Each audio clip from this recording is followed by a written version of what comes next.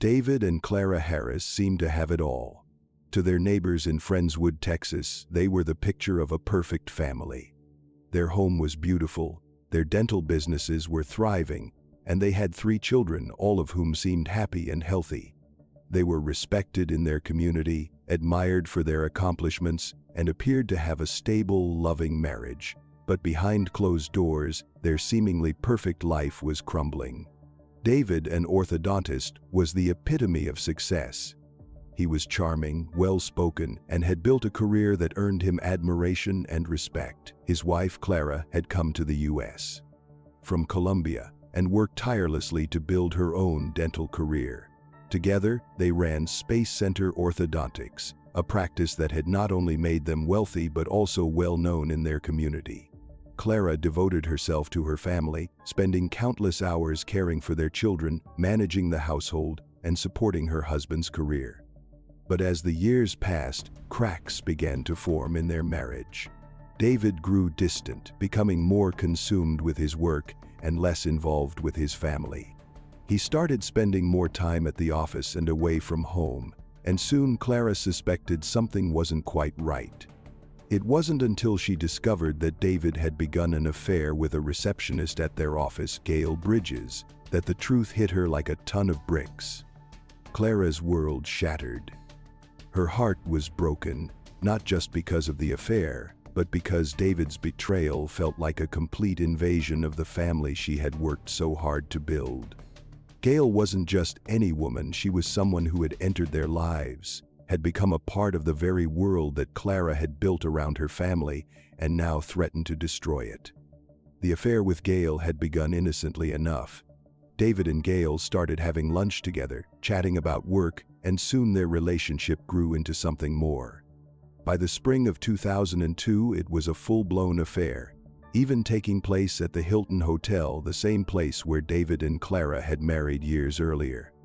All the while, Clara remained in the dark, completely unaware of the infidelity that was happening right under her nose. Despite her suspicions, Clara tried to hold on to her marriage. She confronted David, asking him to explain his actions, but he would continue to lie to her face. When she eventually found out the truth, Clara was devastated, humiliated, and furious. David had not only betrayed her trust, but had also compared her unfavorably to Gail, telling her that she was no longer attractive to him after the children were born. He claimed Gail was more attractive and more attentive, and that he was simply looking for the love and attention Clara could no longer give him. In a desperate attempt to win back David's affection, Clara went to great lengths to change herself. She dyed her hair blonde to look like Gail, joined a gym, scheduled cosmetic surgeries, and even quit her job to devote all her time and energy to her family and her husband. She hoped that by changing herself, she could repair the damage that had been done. But as time went on, it became clear that no amount of effort on her part would change David's feelings. He continued the affair, breaking promises and fueling Clara's feelings of betrayal, hurt, and insecurity. For months, Clara endured the emotional turmoil of trying to fix her marriage while battling her own insecurities and the weight of her husband's infidelity. She tried to be everything David wanted, but nothing worked. Meanwhile, David's behavior only grew colder and more detached. He would spend long hours at work and continue to meet Gail, all the while keeping Clara in the dark about the true state of their relationship. Things came to a head in the summer of 2002. After returning from a family vacation to Jamaica, Clara asked David a simple but painful question: "Do you really love me?" David hesitated, then confessed to the affair. He admitted to the lunches, the hotel meetings, and the lies that had been going on for months. The truth tore Clara apart.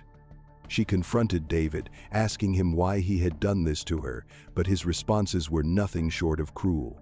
He told her she was too focused on their children and had let herself go after having them. He compared her to Gail, who, he claimed, was more attractive and more attentive to his needs. Devastated and consumed by grief, Clara fired Gail from the dental office. She continued to call her in a desperate attempt to confront her anger and sadness, but Gail remained silent. Despite the emotional toll, Clara still wanted to save her marriage. She sought answers, trying to understand what had gone wrong and how she could fix things. But every answer she received from David seemed to drive a deeper wedge between them. Despite Clara's best efforts to save their marriage, the emotional strain began to take its toll. David's affair, his cruel words, and his refusal to stop seeing Gail pushed Clara to the brink. In the weeks that followed, Clara became more desperate, her emotional state deteriorating rapidly. She hired a private investigator to track David's movements and confirm her suspicions. When she found out that David and Gail were meeting at the Hilton Hotel under false names, Clara was beside herself. She knew what was happening, and she couldn't take it anymore. On the 24th of July 2002, Clara decided to confront David and Gail. She drove to the Hilton Hotel and circled the parking lot several times before entering the lobby. Inside, Clara saw David and Gail, and her anger boiled over. She confronted them, first with words, then with physical violence. Clara keyed Gail's car, and when she was escorted out of the lobby by David, she lashed out, ripping Gail's shirt in the process. Clara's anger and frustration had reached a breaking point. Everything she had done to salvage her marriage, dyeing her hair, joining a gym, quitting her job, had been for nothing. The betrayal, humiliation, and emotional strain she had endured finally pushed her to an unthinkable act. After the confrontation in the lobby, Clara and her stepdaughter Lindsay got into Clara's Mercedes. Filled with rage, humiliation, and heartbreak, Clara saw David standing near Gail's car. In a moment of sheer anger, Clara accelerated and drove at David, hitting him multiple times, throwing him over 25 feet in the process. Lindsay pleaded with her to stop, but Clara didn't listen. She was consumed by her emotions. David didn't survive the impact. Clara was arrested and claimed that she had aimed for Gail, but evidence and witnesses pointed to a deliberate act. The media quickly picked up the story, captivated by the violent and public nature of the attack. The presence of Clara's stepdaughter, Lindsay, who had witnessed everything, and the wealth and prominence of the Harris family. The public was divided. Some sympathized with Clara, understanding the pain of betrayal and emotional stress that led to her actions, while others condemned her for the brutal, deliberate nature of the crime. Prosecutors argued that her decision to hire a private investigator and her repeated strikes with the car proved premeditation, not a crime of passion. They said Clara had enough time to calm down but chose revenge instead. The defense countered that she acted in sudden passion, overwhelmed by betrayal, humiliation, and months of emotional turmoil. Witnesses described her as a devoted wife and mother pushed past her limits. Clara testified tearfully, explaining how she had tried everything to save her marriage, changing her appearance, quitting her job, and even begging David to end the affair. Despite her remorse, the jury saw intent in her actions. In 2003, Clara was convicted of murder. The prosecution argued that the act was premeditated, citing her hiring of a private investigator and her deliberate driving. Clara's defense, however, claimed it was a crime of passion, an act of desperation after months of emotional turmoil.